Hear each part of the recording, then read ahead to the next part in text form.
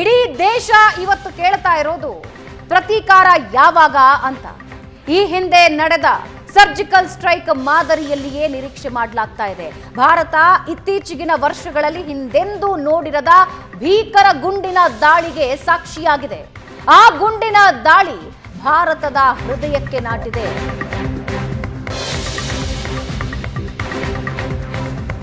ಬೇಸರನ್ ವ್ಯಾಲಿಯ but ಬಯಲಿನಲ್ಲಿ ಗುಂಡು ಹಾರಿಸಿ 28 ಜನರನ್ನ ಕೊಲ್ಲಲಾಯಿತು. ಧರ್ಮ ಕೇಳಿ ಕೊಲ್ಲಲಾಯಿತು, ಐಡಿ ಕಾರ್ಡ್ ಹುಡುಕಿ ಕೊಲ್ಲಲಾಯಿತು, ಹೆಸರು ಕೇಳಿ ಕೊಲ್ಲಲಾಯಿತು, ಕಲ್ಮಾ ಓದು ಅಂತ ಹೇಳಿ ಬರದೇ ಇದ್ದಾಗ ಕೊಲ್ಲಲಾಯಿತು. 28 ಕುಟುಂಬ ಈ 28 ಸಾವನ್ನ ಕಣ್ಣಾರೆ ಕಂಡಿದೆ, ಉಗ್ರರನ್ನ ಕಣ್ಣಾರೆ ನೋಡಿದೆ.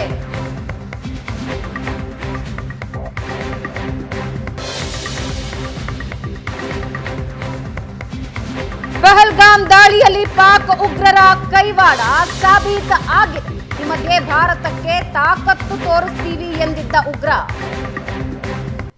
ಏಪ್ರಿಲ್ 18ರಂದೇ ಭಾರತೀಯ ಸೇನೆಗೆ ಅಬು ಮೂಸಾ ಸವಾಲ್ ಎಸೆದಿರ್ತಾನೆ.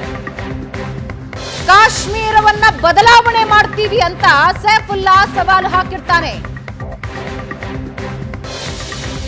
ಇವತ್ತು ಅದರ ಪರಿಣಾಮವನ್ನ ನಾವು ನೋಡ್ತಾ ಇದ್ದೀವಿ. ಹಾಗಾದ್ರೆ ಭಾರತ ಈಗ ತಕ್ಕ ಉತ್ತರ ಕೊಡುತ್ತಾ? ಮೋದಿ ನೇತೃತ್ವದಲ್ಲಿ ಮಹತ್ವದ ಮೀಟಿಂಗ್ ನಡೀತಾ ಇದೆ. ಎಕ್ಸ್ಕ್ಲೂಸಿವ್ ಫೋಟೋನ ನೀವು ನೋಡ್ತಾ ಇದ್ದೀರಾ.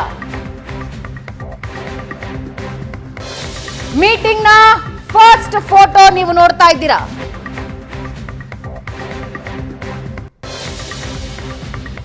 ಈಗ ಭಾರತ ಏನು ಮಾಡುತ್ತೆ ಅನ್ನೋದು ಇಡೀ ಭಾರತ, ಪ್ರತಿಯೊಬ್ಬ ಪ್ರಜೆಯೂ ಕಾದು ನೋಡ್ತಾ ಇದ್ದಾರೆ. ಸಿಸಿಎಸ್ ಮೀಟಿಂಗ್ ನ ಮೊದಲ ಫೋಟೋ ನೀವು ನೋಡ್ತಾ ಇದ್ದೀರಾ. ಈಗ ಮೋದಿ ಸರ್ಕಾರ ತೆಗೆದುಕೊಳ್ಳಬಹುದಾದ ಹೆಜ್ಜೆ ಏನು ಅಂತ ಇಡೀ ಭಾರತ ಎದುರು ನೋಡ್ತಾ ಇದೆ. 145 ಕೋಟಿ ಭಾರತೀಯರು ಕೇಂದ್ರ ಸರ್ಕಾರದತ್ತ ಎದುರು ನೋಡ್ತಾ ಇದ್ದಾರೆ. ರಕ್ತ ಚೆಲ್ಲಿದೆ, 28 ಜನ ತಮ್ಮ ಜೀವ ಕಳ್ಕೊಂಡಿದ್ದಾರೆ. ಕುಟುಂಬಸ್ಥರು ಗುಂಡಿಟ್ಟು ಕೊಲ್ತಾ ಇರೋದನ್ನ ಕಣ್ಣಾರೆ ಕಂಡಿದ್ದಾರೆ. ಆ ಭೀಕರ ದೃಶ್ಯ ಎಕ್ಸ್ಪ್ಲೇನ್ ಮಾಡ್ತಾರೆ. ಭಯೋತ್ಪಾದಕರನ್ನ ಕಣ್ಣಾರೆ ಕಂಡಿದ್ದಾರೆ. ಇಡೀ ಭಾರತ ಅಲ್ಲ, ಇಡೀ ವಿಶ್ವ ನೋಡಿ ಬೆಚ್ಚಿ ಬಿದ್ದಿದೆ. ಪ್ರವಾಸಿಗರನ್ನ ಗುಂಡಿಟ್ಟು ಕೊಲ್ಲಲಾಯಿತು. ಕೈಯಲ್ಲಿ ಅಸ್ತ್ರಗಳಿಲ್ಲ. ಕುಟುಂಬಸ್ಥರೊಂದಿಗೆ ಪ್ರವಾಸಕ್ಕೆ ಬಂದಿದ್ದ ಕುಟುಂಬಸ್ಥರ ಎದುರಿನಲ್ಲಿಯೇ 28 ಜನ ತಮ್ಮ ಜೀವ ಕಳ್ಕೊಂಡಿದ್ದಾರೆ. ಹುಡುಕಿ ಹುಡುಕಿ ಧರ್ಮ ಕೇಳಿ ಹತ್ಯೆ ಮಾಡಲಾಗಿದೆ. ಹೈ ವೋಲ್ಟೇಜ್ ಮೀಟಿಂಗ್ ನ ಮೊದಲ ಫೋಟೋ ನೀವು ನೋಡ್ತಾ ಇದ್ದೀರಾ. ಸೌದಿ ಅರೇಬಿಯಾದ ಪ್ರವಾಸದಲ್ಲಿದ್ದ ಪ್ರಧಾನಿ ಮೋದಿ ಆ ಪ್ರವಾಸವನ್ನ ಮೊಟಕುಗೊಳಿಸಿ ನಿನ್ನೆ ರಾತ್ರಿಗೆ ಅಲ್ಲಿಂದ ಹೊರಟಿದ್ರು. ಬೆಳಗ್ಗೆಯಿಂದಲೂ ನಿರಂತರ ಮೀಟಿಂಗ್ಸ್ ಗಳಲ್ಲಿ ಇದ್ರು.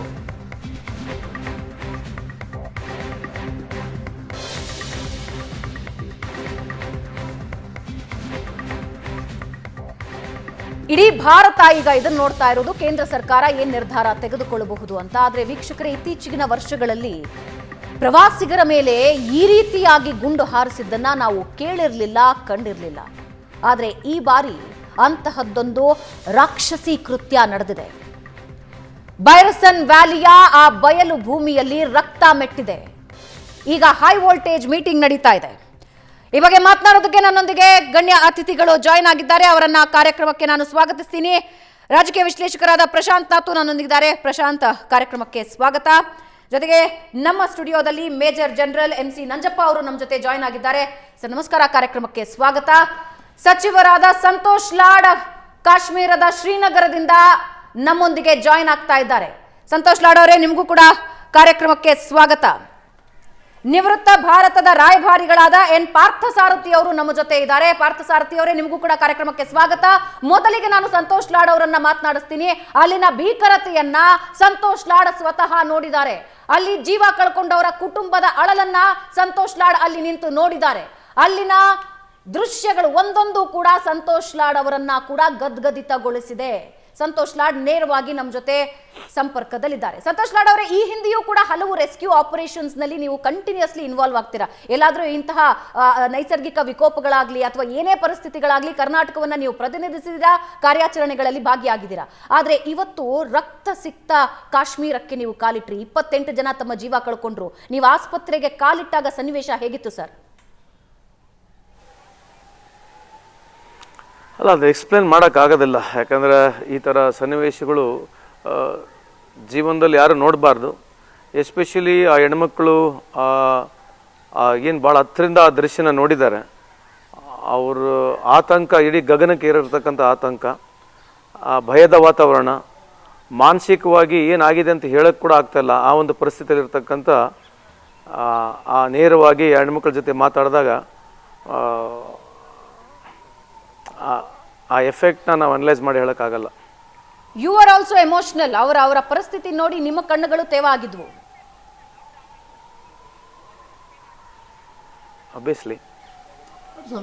ಸಂತೋಷ್ ಲಾಡ್, ಪ್ರಶಾಂತ್ ನಾತು ಮಾತಾಡ್ತಾ ಇದ್ದೀನಿ. ಎಸ್ ಪ್ರಶಾಂತ್. ಅಂದರೆ ಈ ಐ ವಿಟ್ನೆಸಸ್ಗಳನ್ನು, ಅಂದರೆ ಅವರು ಮಾಧ್ಯಮಗಳೊಂದಿಗೂ ಕೂಡ ಮಾತನಾಡಲಿಕ್ಕೆ ಸಿಕ್ಕಿಲ್ಲ. ಅನೇಕ ಐ ವಿಟ್ನೆಸ್ಗಳನ್ನು ಭೇಟಿಯಾದ್ರಿ, ಪಲ್ಲವಿಯವರನ್ನು ಕೂಡ ನೀವು ಭೇಟಿಯಾಗಿದ್ರಿ.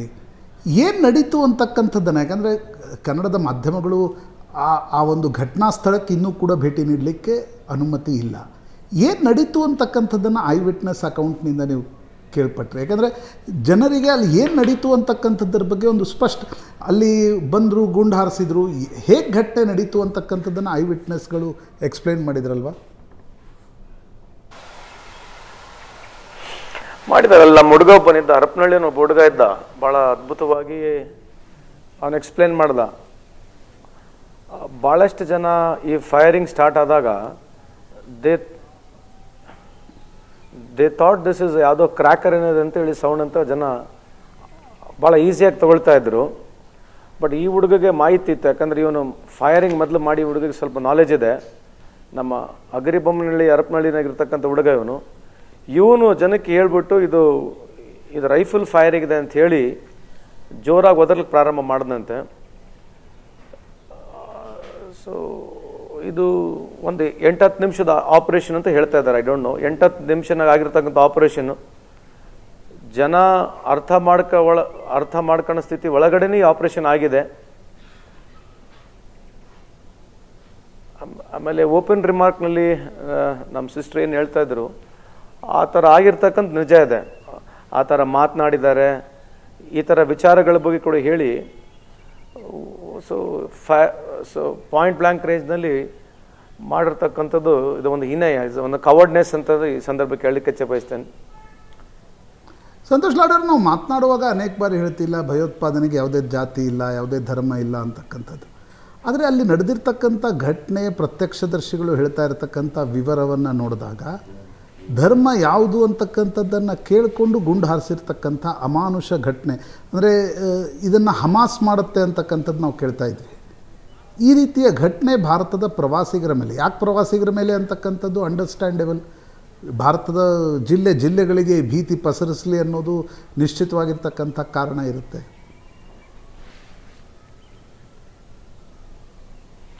ಅಲ್ಲ, ಈ ಥರ ಮನಸ್ಥಿತಿ ಇರತಕ್ಕಂಥ ಜನರಿಗೆ ನಾವು ಏನು ಹೇಳೋಕ್ಕಾಗತ್ತೆ ಹೇಳಿ? ಸೊ ನಾವು ಇವ್ರನ್ನ, ನಮಗೆ ಅವಕಾಶ ಸಿಕ್ಕರೆ ನಾವು ಇವ್ರನ್ನ ಗುಂಡಿಟ್ಟೆ ಕೊಲ್ಲಬೇಕು. ಸೊ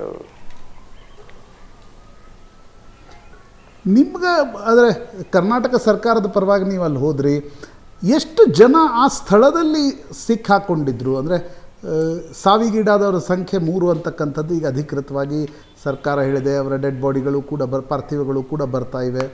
ಗಾಯಗೊಂಡವರ ಸಂಖ್ಯೆ ಎಷ್ಟು ಜನ ಆ ಸ್ಪಾಟ್ನಲ್ಲಿದ್ದರು ಕನ್ನಡಿಗರು?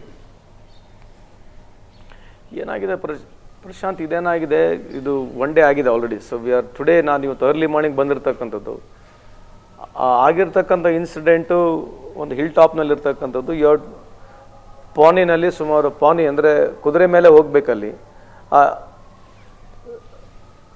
ಸೊ ಆ ಒಂದು ಹೈಟ್ನಲ್ಲಿ, ಆಲ್ಟಿಟ್ಯೂಡ್ನಲ್ಲಿ ಆಗಿರ್ತಕ್ಕಂಥದ್ದು. ಇದು ನನಗೆ ಸರಿ ಮಾತಾಡೋಕೆ ಆಗ್ತಲ್ಲ, ರಿಪೀಟ್ ನನಗೆ ಎಕೋ ಆಗ್ತಾ ಇದೆ. But I don't know whether you are able to hear me. You please continue. Can you hear me? Yes, audible, we audible. can. It is echoing me. I don't know. Okay.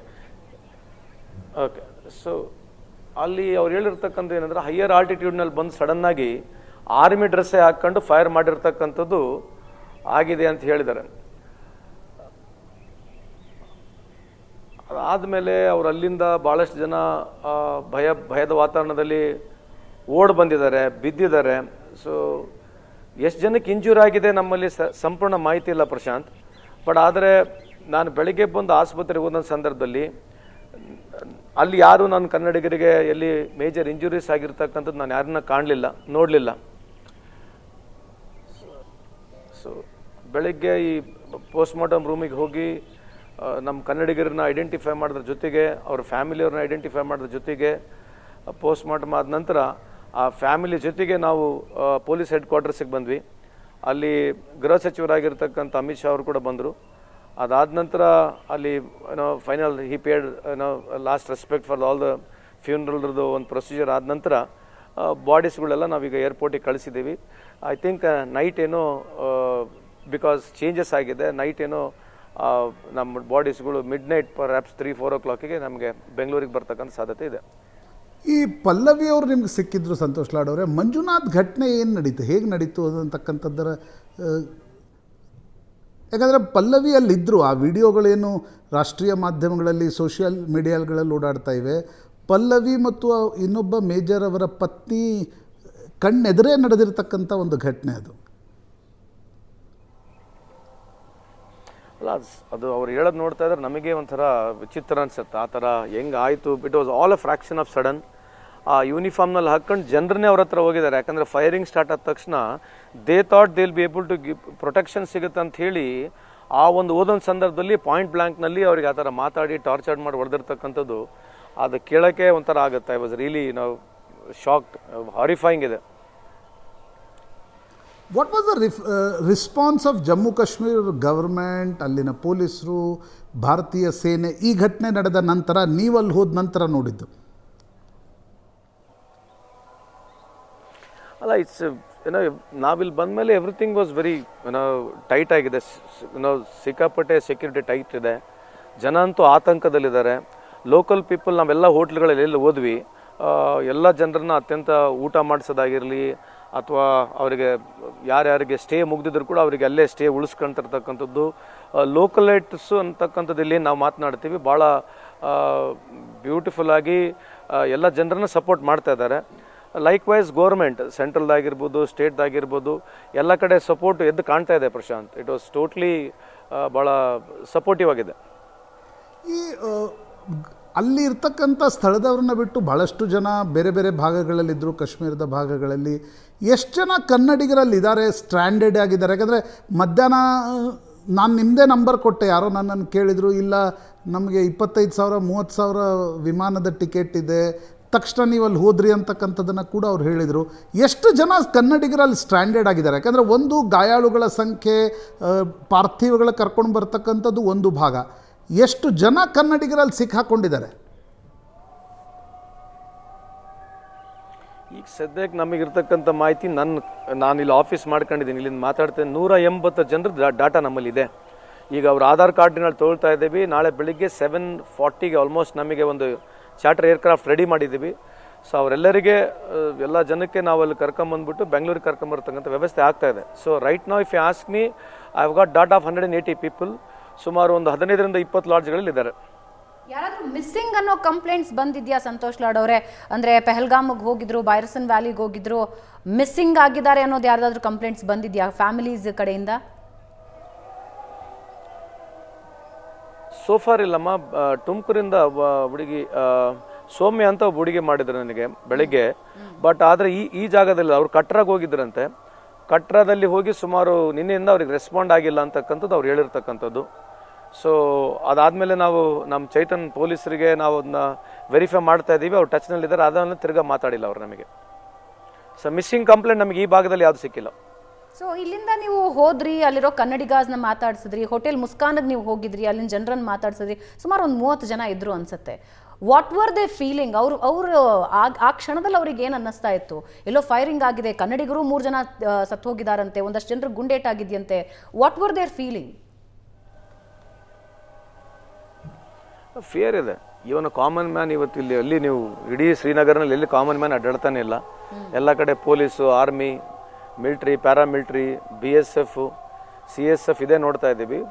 ಇಡೀ especially ಇಲ್ಲಿ ಜನಕ್ಕೆ ಸ್ವಲ್ಪ ಯೂಸ್ಟ್ ಇದೆ, ಯಾಕಂದ್ರೆ ಶ್ರೀನಗರ್ ಅವರಿಗೆ ಮೊದಲಿಂದ ಸ್ವಲ್ಪ ಯೂಸ್ಟ್ ಇದ್ದಾರೆ. ಬಟ್ ಪೀಪಲ್ ಕಮ್ ಔಟ್ಸೈಡ್, ಏನೋ ಬೇರೆ ಬೇರೆ ಕಡೆಯಿಂದ ಬಂದಿರತಕ್ಕಂಥ ಜನರು ಭಾಳ ಆತಂಕದಲ್ಲಿದ್ದಾರೆ. ಮಹಾರಾಷ್ಟ್ರದವ್ರಿಗೆ ಭೇಟಿ ಆಗಿದ್ವಿ, ಕೇರಳದವ್ರಿಗೆ ಕೆಲವ್ರಿಗೆ ಭೇಟಿ ಆಗಿದ್ವಿ, ಆಂಧ್ರದವ್ರಿಗೆ ಭೇಟಿ ಆಗಿದ್ವಿ. ಬೇರೆ ಬೇರೆ ರಾಜ್ಯಗಳಿಂದ ಬಂದಿರತಕ್ಕಂಥ ಪ್ರತಿಯೊಬ್ಬ ಟೂರಿಸ್ಟು ಭಾಳ ಆತಂಕದಲ್ಲಿದ್ದಾರೆ, ಭಾಳ ಫಿಯರ್ಫುಲ್ ಆಗಿದ್ದಾರೆ. ಸಂತೋಷ್ ಲಾಡ್ ಅವರು, ಈ ಒಂದು ರೆಸ್ಕ್ಯೂ ಆಪರೇಷನ್ ಅವರನ್ನು ಸುರಕ್ಷಿತವಾಗಿ ಕರ್ಕೊಂಡು ಬರ್ತಕ್ಕಂಥದ್ದು, as A public representative, as A common man, what is your thought? ಯಾಕಂದರೆ ನಾವು ಅಲ್ಲಿಲ್ಲ, ನೀವು ಆ ಜಾಗವನ್ನು ನೋಡ್ತಿದ್ದೀರಿ, ಆ ಜನರನ್ನು ಭೇಟಿ ಆಗ್ತಿದ್ದೀರಿ. ಫಾರ್ಗೆಟ್ ಸ್ವಲ್ಪ ಈ ಪಾರ್ಟಿ ಇವೆಲ್ಲ ಒಂದು ಕ್ಷಣ ಆಚೆಗಿಟ್ಟು, what thought is going on in your mind? I feel Prashant, ಎಲ್ಲೋ ಒಂದು ಸಂದರ್ಭದಲ್ಲಿ ಐ ಥಿಂಕ್ ನಾವು ಆ್ಯಸ್ ಅ ಸೊಸೈಟಿ ನಾವು ಇಂಪಲ್ಸಿವ್ ಆ್ಯಕ್ಟ್ ಮಾಡ್ತೀವಿ, ಆಮೇಲೆ ಮರೆತು ಬಿಡ್ತೀವಿ. ಆಮೇಲೆ ಈ ದೇಶದಲ್ಲಿ ಎಲ್ಲೋ ಒಂದು ಜಾಗದಲ್ಲಿ ಹೊಸತನ ಬರಬೇಕು, ಈ ಗ್ಲೋರಿಫಿಕೇಶನ್ ಸ್ಟಾಪ್ ಆಗಬೇಕನ್ನೋದು ನನ್ನ ವಾದ. ಎನಿಥಿಂಗ್ ಫಾರ್ ದಟ್ ಗ್ಲೋರಿಫಿಕೇಶನ್ ಆಗ್ತಕ್ಕಂಥದ್ದು ಆಗಬಾರ್ದು, ಸಿಸ್ಟಮ್ಸ್ ಪ್ಲೇಸ್ನಲ್ಲಿ ಬರಬೇಕು, ಆಮೇಲೆ ಅಕೌಂಟಬಿಲಿಟಿ ಆಗಬೇಕು, ಆಮೇಲೆ ಸಂದರ್ಭ ಬಂದಾಗ ನರೇಷನ್ ಪರ್ಫೆಕ್ಟ್ ಆಗಿರ್ಬೇಕಂತಕ್ಕಂಥದ್ದು ನನ್ನ ವಾದ. ಪರ್ಫೆಕ್ಟ್ ಆಗಿರ್ಬೇಕನ್ನೋದು ನನ್ನ ವಾದ. ಇಫ್ ಯು ಆಸ್ಕ್ ಮೀ, ಈ ಸಂದರ್ಭದಲ್ಲಿ ಏನು ನಡೀತಾ ಇದೆ ನನ್ನ ಮೈಂಡಲ್ಲಿ ಅಂದರೆ ಅದನ್ನ ನಿಮಗೆ ಹೇಳ್ತಕ್ಕಂಥದ್ದು. ಎಲ್ಲ ಕನ್ನಡಿಗರನ್ನ ರೆಸ್ಕ್ಯೂ ಮಾಡಿದ ನಂತರನೇ ನಾನು ವಾಪಸ್ ಬರ್ತೀನಿ ಅಂತ ನೀವು ಹೇಳಿದ್ರ ಸಂತೋಷ್ ಲಾಡ್ ಅವರೇ. ಈ ಹಿಂದಿನ ರೆಸ್ಕ್ಯೂ ಆಪರೇಷನ್ಸೇ ಬೇರೆ, ಈಗಿನ ರೆಸ್ಕ್ಯೂ ಆಪರೇಷನ್ಸೇ ಬೇರೆ. ಸೊ ಇನ್ನು ಎಷ್ಟು ದಿನ ಅಲ್ಲಿ ಉಳಿಯೋರಿದ್ದೀರಿ? ಏನೆಲ್ಲ ಇನ್ಫಾರ್ಮೇಷನ್ಸ್ ಬೇರೆ ಕಡೆಯಿಂದ ನಿಮಗೆ ಸಿಗ್ತಾ ಇದೆ ಸದ್ಯಕ್ಕೆ? ಬೇರೆ ಕನ್ನಡಿಗರು ಬೇರೆ ಬೇರೆ ಭಾಗದಲ್ಲಿ, ಶ್ರೀನಗರದ ಬೇರೆ ಬೇರೆ ಭಾಗದಲ್ಲಿ ಇರೋರ ಬಗ್ಗೆ ಏನೇನು ಇನ್ಫಾರ್ಮೇಷನ್ ಸಿಗ್ತಾ ಇದೆ? ಇನ್ನು ಎಷ್ಟು ದಿನ ಕರ್ನಾಟಕದ ಕನ್ನಡಿಗರ ರೆಸ್ಕ್ಯೂ ಆಪರೇಷನ್ ನಡೆಯುತ್ತಲ್ಲಿ? ಅಲ್ಲ, ಬಹುತೇಕ ನಾವು ಬೆಳಗ್ಗೆ 6 ಗಂಟೆಯಿಂದ ಇಲ್ಲಿವರೆಗೆ ಮೋರ್ಲೆಸ್ ಒಂದು 80-85% ಕವರ್ ಮಾಡಿದ್ದೀವಿ. ಯಾಕಂದರೆ ನಾಳೆ ಬೆಳಿಗ್ಗೆ ಫಸ್ಟ್ ಫ್ಲೈಟ್ನಲ್ಲಿ ಯಾರು ಮೊದಲು ಅವ್ರಿಗೆ ಟಿಕೆಟ್ ಬುಕ್ ಆಗಿದೆ ಅವ್ರು ಬರ್ತಾ ಇದ್ದಾರೆ. ಸೊ ನಮ್ಮ ಜೊತೆ ಬರ್ತಕ್ಕಂಥವ್ರು ಸುಮಾರು 160 to 180 ಖಚಿತವಾಗಿ ನಮ್ಮ ಜೊತೆ ಬರ್ತಾ ಇದ್ದಾರೆ. ಸಂತೋಷ್ ಲಾಡ್ ಅವರು, ಇನ್ನೊಂದು ಸಲ ನಿಮ್ಮ ಫೋನ್ ನಂಬರ್ ಹೇಳಿಬಿಡಿ. ಯಾಕಂದರೆ ಅನೇಕರು ಅಲ್ಲಿಂದ ವಾಪಸ್, ನನಗೂ ಅನೇಕರು ಫೋನ್ ಮಾಡ್ತಾಯಿದ್ರು ಅಲ್ಲಿಂದ ವಾಪಸ್ ಬರಲಿಕ್ಕೆ. ಯಾಕಂದರೆ ನಮ್ಮ ಫ್ಲೈಟ್ ಕಂಪ್ನಿಗಳು ಏಕಾಏಕಿ ಡೈನಾಮಿಕ್ ಫೇರ್ ಈ ಸಂದರ್ಭದಲ್ಲೂ ಏರಿಸಿರ್ತಕ್ಕಂಥದ್ದು ವಿಚಿತ್ರ. ನಿಮ್ಮ ಈ ಫೋನ್ ನಂಬರನ್ನು ಇನ್ನೊಂದು ಸಲ ಹೇಳಿ, ಅಂದರೆ ಯಾರಾದರೂ ರಿಲೇಟಿವ್ಸ್ ಅಲ್ಲಿದ್ದರೆ, ಸಿಕ್ಕಾಕೊಂಡಿದ್ರೆ ಅವ್ರಿಗೆ ಅನುಕೂಲವಾಗಲಿ ಅನ್ನೋ ದೃಷ್ಟಿಯಿಂದ. ಸಾರಿ, ನಾನು ಸಚಿವರ ಫೋನ್ ನಂಬರನ್ನು ಸ್ವಲ್ಪ ಬಹಿರಂಗವಾಗಿ ಹೇಳಿ ಅಂತ ಹೇಳ್ತೀನಿ. ನನ್ನ ಫೋನ್ ನಂಬರ್ ನಾನು ಬಹಿರಂಗವಾಗಿದೆ, ನನ್ನ ನಂಬರ್, ಅದಕ್ಕೇನು ತೊಂದರೆ ಇಲ್ಲ. 9845739999. I'll repeat, 9845739999. Right, 9845739999. With your permission ನಮ್ಮ ಸ್ಕ್ರೀನ್ನಲ್ಲಿ ನಾವು ಇದನ್ನು ಡಿಸ್ಪ್ಲೇ ಮಾಡ್ತಾ ಇದ್ದೀವಿ. ಎಲ್ಲೋ ಒಬ್ಬರು ಸಿಕ್ಕಾಕೊಂಡಿದ್ರು ಕೂಡ ಅವರಿಗೆ ನಿಮ್ಮ ಸಹಾಯ ಹಸ್ತ ಸಿಗಲಿ ಅನ್ನೋದು ನಮ್ಮ ನಿರೀಕ್ಷೆ. Thank you. ಒಂದಂತೂ ಹೌದು, ಪ್ರತಿ ಬಾರಿಯೂ ಕೂಡ ಮೇಡಮ್, ಹಲೋ, ಹೇಳಿ ಬಿಫೋರ್ ಟು ಕನ್ಕ್ಲೂಡ್, ಇಲ್ಲಿ ನಾವು ಈ ಸಂದರ್ಭದಲ್ಲಿ this is a time to stand in solidarity. ನಾವು ಎಲ್ಲರೂ ಒಗ್ಗಟ್ಟಾಗಿ ಇವತ್ತು ನಿಂತು ಇದರ ವಿಚಾರ ಮಾಡತಕ್ಕಂಥ ಸಮಯ ಇದೆ. ಇದನ್ನ ವಿಶ್ಲೇಷಣೆ ಮಾಡಿ ನಾವು ರಾಜಕೀಯವಾಗಿ ಒಬ್ಬರನ್ನೊಬ್ಬರನ್ನ ಟೀಕೆ ಮಾಡ್ತಕ್ಕಂಥದ್ದು ಸಮಯ ಅಂತೂ ಅಲ್ಲ. ಈ ಸಮಯ ಮುಗಿದ ನಂತರ ಆಮೇಲೆ ವಿಶ್ಲೇಷಣೆ ಮಾಡ್ಬೋದು. ಈಗ ನಮ್ಮ ಹೋಲ್ ಉದ್ದೇಶ ಇರತಕ್ಕಂಥದ್ದು, as a country we have to look forward. ಈ ಸಿಚುವೇಶನ್ ಆಗಿದೆ, ಇದನ್ನು ಹೆಂಗೆ ಎದುರಿಸಬೇಕಂತಕ್ಕಂಥದ್ದು, ಇದನ್ನು ಹೆಂಗೆ ಓವರ್ಕಮ್ ಆಗ್ತಕ್ಕಂಥದ್ದು ನಾವು ಯೋಚನೆ ಮಾಡಬೇಕಂತ ತಮ್ಮ ಮುಖಾಂತರ ಹೇಳಿಕೆ ಇಚ್ಛೆ ಬಯಸ್ತೇನೆ. ಧನ್ಯವಾದ ಸಂತೋಷ್ ಲಾಡ್ ಅವರೇ. ಸೊ ವೀಕ್ಷಕರೇ, ರಾಜ್ಯದಿಂದ ಸಚಿವ ಸಂತೋಷ್ ಲಾಡ್ ಹೋಗಿ ಈಗ ಅಲ್ಲಿ ವ್ಯವಸ್ಥೆಗಳನ್ನು ಮಾಡ್ತಾ ಇದ್ದಾರೆ. ಅಲ್ಲಿ ಸಂತ್ರಸ್ತರು ಅಳೋದನ್ನು ಅವರು ಕಣ್ಣಾರೆ ಕಂಡಿದ್ದಾರೆ. ಅಲ್ಲಿನ ನರಕಯಾತನೆ ಏನು ಅನ್ನೋದನ್ನ ಕಂಡಿದ್ದಾರೆ. ರೆಸ್ಕ್ಯೂ ಆಪರೇಷನ್ ಕಂಟಿನ್ಯೂ ಆಗಿದೆ. ನಮ್ಮ ಸ್ಟುಡಿಯೋದಲ್ಲಿ ಹಾಗೂ ಹೊರಗಡೆಯಿಂದ ನಮ್ಮನ್ನ ಗಣ್ಯ ಅತಿಥಿಗಳು ಜಾಯ್ನ್ ಆಗ್ತಾ ಇದ್ದಾರೆ. ಮತ್ತೊಂದು ಕಡೆ ರಕ್ಷಣಾ ವಿಶ್ಲೇಷಕರಾದ ರವಿ ಜೋಶಿ ಅವರು ನಮಗೆ ಆನ್ಲೈನ್ನಲ್ಲಿ ಜಾಯ್ನ್ ಆಗ್ತಾ ಇದ್ದಾರೆ. ಸರ್ ನಮಸ್ಕಾರ, ಕಾರ್ಯಕ್ರಮಕ್ಕೆ ಸ್ವಾಗತ. ಮಧ್ಯಾಹ್ನ ನಾನು ನಿಮ್ಮ ಜೊತೆ ಮಾತನಾಡಿದ್ದೆ, ವಾಪಸ್ ನಿಮ್ಮ ಜೊತೆ ನಾನು ಮಾತನಾಡ್ತೀನಿ. ನಂಜಪ್ಪ ಸರ್ ನಮ್ಮ ಜೊತೆ ಇದ್ದಾರೆ. ನಂಜಪ್ಪ ಸರ್, ಪ್ರವಾಸಿಗರ ಮೇಲೆ ದಾಳಿ ಒಂದು 20-22 ವರ್ಷಗಳ ಹಿಂದೆ ಹೆಚ್ಚಾಗಿ ನಡೀತಾ ಇತ್ತು. ಒಂದು 15-20 ವರ್ಷಗಳಲ್ಲಿ ಕಡಿಮೆ ನಡೆದಿದೆ, ಅತಿ ಕಡಿಮೆ ನಡೆದಿದೆ. ಆದರೆ ಕಳೆದ 1.5 ವರ್ಷಗಳಿಂದ ಹೆಚ್ಚಾಗಿ ಪ್ರವಾಸಿಗರನ್ನ ಟಾರ್ಗೆಟ್ ಮಾಡಲಾಗ್ತಾ ಇದೆ, ಅವರ ವಾಹನಗಳನ್ನು ಟಾರ್ಗೆಟ್ ಮಾಡಲಾಗ್ತಾ ಇದೆ. ಶತಾಯಗತಾಯ ಕಾಶ್ಮೀರದಲ್ಲಿ ಭಯ ಹುಟ್ಟಿಸಬೇಕು ಅನ್ನೋ ಪ್ರಯತ್ನ ಆಗ್ತಾ ಇದೆ. ಅದರ ಭಾಗವಾಗಿ ಇವತ್ತು ಈ ರಾಕ್ಷಸ ಕೃತ್ಯ. ನಿಮ್ಮ ಫಸ್ಟ್ ರಿಯಾಕ್ಷನ್ ಸರ್, ನೀವು ಆ ವಿಜುವಲ್ಸನ್ನು ನೋಡಿದಾಗ, ಆ ಗುಂಡೇಟ್ ಹೊಡಿತಾ ಇರೋ ವಿಜುವಲ್ಸ್ ಕೂಡ ಇದೆ. ಈಗ ನಾವೆಲ್ಲರೂ ಮಾತಾಡ್ತಿದ್ದೆವು ಕಾಶ್ಮೀರದಲ್ಲಿ ನಾರ್ಮಲ್ಸಿ ಬಂದಿದೆ ಅಂತ. ಟೂರಿಸ್ಟ್ ಎಲ್ಲ ಹೋಗ್ಲಿಕ್ಕೆ ಶುರು ಮಾಡಿದರು. ಎಲ್ಲ ಹಿಂದೂಗಳು, ಕ್ರಿಶ್ಚಿಯನ್ಸು, ಮುಸ್ಲಿಮ್ಸು, ಸಿಖ್ಸ್ ಎಲ್ಲ ನಾವು ಭಾರತವಾಸಿಗಳು ಎಲ್ಲ ಹೋಗ್ತಿದ್ವಿ, ಭಾರತೀಯರೆಲ್ಲ ಅಲ್ಲಿ ಹೋಗ್ಲಿಕ್ಕೆ ಶುರು ಮಾಡಿದ್ವಿ. ಅದನ್ನು ಹೊಡೆಯೋದು ಈ ಎಲ್ಲ ಆಕ್ಸಿಡೆಂಟ್ ಇದು ಆಗಿದೆಲ್ಲ ಇನ್ಸಿಡೆಂಟು. ಇದು ಟೆರರಿಸ್ಟ್ ಬಂದು ಗುಂಡು ಹೊಡೆದ್ರು, ಅವರೆಲ್ಲ ಫುಟ್ ಸೋಲ್ಜರ್ಸ್, ಚಿಕ್ಕವರು ಅದರಲ್ಲಿ. ಅವ್ರನ್ನ ಕೊಂದರೆ ಅದರಲ್ಲಿ ದೊಡ್ಡ ಇಲ್ಲ, ಅವ್ರು ಕೊಂದರೆ ಇನ್ನೂ ಅಷ್ಟೇ ಟೆರರಿಸ್ಟ್ ಬರ್ತಾರೆ. ಅವರ ಬ್ರೇನ್ ಪಾಕಿಸ್ತಾನಲ್ಲಿ ಕೂತಿದ್ದಾರೆ. ಬ್ರೇನ್ ಪಾಕಿಸ್ತಾನದ ಆರ್ಮಿ, ಪಾಕಿಸ್ತಾನದ ISI ಇದ್ರ ಪ್ಲ್ಯಾನ್ ಮಾಡ್ತಾರೆ. ಯಾವ ಟೈಮಲ್ಲಿ ಏನು ಮಾಡಿದರೆ ಇಂಟರ್ನ್ಯಾಷನಲ್ ಪಬ್ಲಿಸಿಟಿ ಸಿಗ್ತದೆ. ಕಾಶ್ಮೀರದಲ್ಲಿ ಇಂಡಿಯನ್ಸ್ ಕಂಟ್ರೋಲ್ ಇಲ್ಲ, ಕಾಶ್ಮೀರದಲ್ಲಿ ಅವರ ಲೋಕಲ್ಸೇ ಈ ಥರ ತೊಂದರೆ ಮಾಡ್ತಿದ್ದಾರೆ ಅಂತ ಇದು ಹೈಲೈಟ್ ಮಾಡ್ತಿದ್ದಾರೆ. ಅದಲ್ಲದೆ ಕಾಶ್ಮೀರದಲ್ಲಿ ಈ ಥರ ನಾರ್ಮಲ್ಸಿ ಬಂದರೆ ಅವ್ರ ಲೋಕಲ್ಸ್ಗಳಿಗೆ ಎಕನಾಮಿಕ್ಸ್ ಇಂಪ್ರೂವ್ಮೆಂಟ್ ಆಗ್ತದೆ, ಬಿಸ್ನೆಸ್ ಆಗ್ತದೆ, ಅವ್ರಿಗೆ ಎಂಪ್ಲಾಯ್ಮೆಂಟ್ ಸಿಗ್ತದೆ. ಇದನ್ನೆಲ್ಲ ಹೊಡಿಲಿಕ್ಕೆ ಅವರು ಹೀಗೆ ಮಾಡ್ತಾರೆ. ಅದಾದರೆ ಈಗ ಏನಾಗ್ತದೆ, ಪಾಕಿಸ್ತಾನ ಆಕ್ಯುಪೈಡ್ ಕಾಶ್ಮೀರಲ್ಲಿ ಅವರು ಭಾಳ ಗರೀಬರಾಗಿದ್ದಾರೆ, ತೊಂದರೆಯಲ್ಲಿದ್ದಾರೆ. ಅವರೇ ಮಾತಾಡ್ತಾರೆ, ನಾವು ಇಂಡಿಯಾಗೆ ಹೋಗಿ ಇಂಡಿಯಾದಲ್ಲಿರೋ ಕಾಶ್ಮೀರದಲ್ಲಿ ಇದ್ದರೆ, India part of India Kashmir ಇದ್ದರೆ ನಾವು ಒಳ್ಳೆಯದು, ಅಲ್ಲಿ ಹೋಗ್ಲಿಕ್ಕೆ ನಾವು ರೆಡಿ ಇದ್ದೇವೆ ಅಂತ ಹೇಳ್ತಿದ್ವಿ. ಅದನ್ನು ಮುರಿಲಿಕ್ಕೆ ಪಾಕಿಸ್ತಾನದ ಆರ್ಮಿಯವರು ಈ ಥರ ಮಾಡ್ತಿದ್ದಾರೆ ಅಂತ ನನಗೆ ಆಗ್ತದೆ. ಅದೊಂದು ರೀಸನ್. ಪಾರ್ಥಸಾರಥಿ ಸರ್, ಕಳೆದ ಹಲವು ಬಾರಿ ಭಾರತ ಪಾಕಿಸ್ತಾನದ ಕೃತ್ಯಗಳನ್ನು ಅಂತಾರಾಷ್ಟ್ರೀಯ ಮಟ್ಟದಲ್ಲಿ ತೋರಿಸೋ ಪ್ರಯತ್ನ ಪಟ್ಟಿದೆ. ಆ್ಯಂಡ್ ಈಗಲೂ ಕೂಡ ಅದು ಮುಂದುವರೆದಿದೆ. ಅದಕ್ಕೆ ಒಂದು ಕೆಟ್ಟ ಉದಾಹರಣೆ ಅಂದರೆ ಇವತ್ತು ಪಾಕಿಸ್ತಾನ ಏನು ಮಾಡಿದೆಯೋ ಅದು. ಮೇಲಿಂದ ಮೇಲೆ ಪಾಕಿಸ್ತಾನಕ್ಕೆ ಏಟು ಕೊಟ್ಟರೂ ಕೂಡ ಬುದ್ಧಿ ಕಲಿಯೋ ಪ್ರಮೇಯಕ್ಕೆ ಪಾಕಿಸ್ತಾನ ಹೋಗ್ತಾ ಇಲ್ಲ. ಆದರೆ ಐ ಆಮ್ ಸರ್ಪ್ರೈಸ್ಡ್, ಅಭಿನಂದನನ್ನ ಅರೆಸ್ಟ್ ಮಾಡಿದ ಸಂದರ್ಭದಲ್ಲಿ ಭಾರತದ ವಾರ್ನಿಂಗ್ಗೆ ಮಣಿದ ಪಾಕಿಸ್ತಾನ, ಸರ್ಜಿಕಲ್ ಸ್ಟ್ರೈಕ್ನ ನಂತರ ಸೈಲೆಂಟ್ ಆಗಿದ್ದ ಪಾಕಿಸ್ತಾನ ಈಗ ಯಾಕೆ ಹೀಗೆ ದಾಳಿ ಮಾಡೋದಕ್ಕೆ ಮುಂದಾಗಿದೆ ಅಂತ. What is the reason sir? ಅಂತಾರಾಷ್ಟ್ರೀಯ ಕಾರಣಗಳಿವೆಯಾ ಅಥವಾ ಏನು ಕಾರಣ ಆಗ್ತಿದೆ?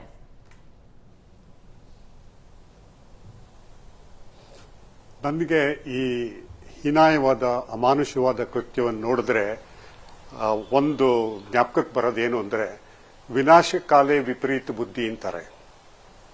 ಪಾಕಿಸ್ತಾನ ಎಲ್ರಿಗೂ ಗೊತ್ತಿರೋ ಥರ ಇಟ್ಸ್ ಎ ಫೇಲ್ಡ್ ಸ್ಟೇಟ್.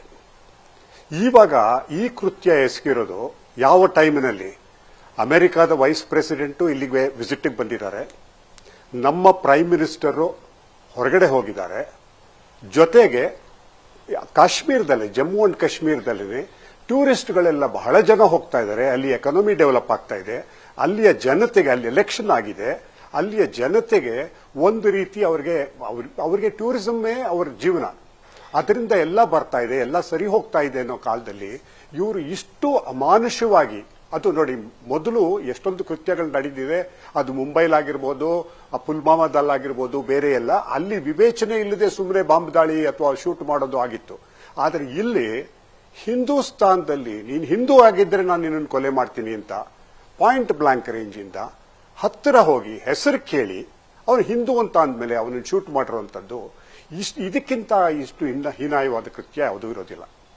ಆದ್ದರಿಂದ ಆಲ್ರೆಡಿ ಇದು ನಮಗೆ ಅಮೆರಿಕ ಆಗಿರ್ಬೋದು, ರಷ್ಯಾ ಆಗಿರ್ಬೋದು, ಬೇರೆ ಯಾವ ದೇಶ ಆಗಿರ್ಬೋದು, ಯಾವ ದೇಶದಲ್ಲೂ ಈ ರೀತಿ ಉಗ್ರರ ಕಾರ್ಯ ಇದೆಯಲ್ಲ, ಅದು ಎಷ್ಟೇ ಜಸ್ಟಿಫಿಕೇಶನ್ ಏನೇ ಮಾಡಿದ್ರು ಕೂಡ ಈ ಕಾರ್ಯ ಅಂತ ಇಂಥ ಕಾರ್ಯಗಳನ್ನ ಯಾರನ್ನು ಜಸ್ಟಿಫೈ ಮಾಡೋದಕ್ಕಾಗೋದಿಲ್ಲ. ಅಂದ್ರೆ ಭಾರತ ಆಗ್ಲೇ ಪುಲ್ವಾಮಾ. ವೀಕ್ಷಕರೇ, ಎಷ್ಟು ಬೇಡ ಅಂದುಕೊಂಡ್ರು 90ರ ದಶಕದ ಆ ಕರಾಳ ನೆನಪುಗಳು ಮತ್ತೆ ಮತ್ತೆ ಮೆದುಳಿಗೆ ಬಂದು ಅಪ್ಪಳಿಸ್ತಾ ಇದೆ. ಕಾಶ್ಮೀರಿ ಪಂಡಿತರನ್ನ ಬರ್ಬರವಾಗಿ ಹತ್ಯೆ ಮಾಡಲಾಯಿತು, ಕಾಶ್ಮೀರದಿಂದ ಓಡಿಸಲಾಗಿತ್ತು. ಆ ನೆನಪುಗಳು ಮತ್ತೆ ಈ ದೃಶ್ಯಗಳನ್ನು ನೋಡಿದಾಗ ಮರುಕಳಿಸ್ತಾ ಇದೆ. 28 ಜನರನ್ನ ನೀನು ಹಿಂದೂನಾ ಮುಸ್ಲಿಮಾ ಅಂತ ಕೇಳಿ ಕೇಳಿ ಕೇಳಿ ಹೊಡೆದಿದ್ದಾರೆ. ಇವರನ್ನ ಹೆಡೆಮುರಿ ಕಟ್ಟಿ ಅಂತ ಇಡೀ ದೇಶ ಇವಾಗ ಕೇಂದ್ರ ಸರ್ಕಾರದತ್ತ ನೋಡ್ತಾ ಇದೆ.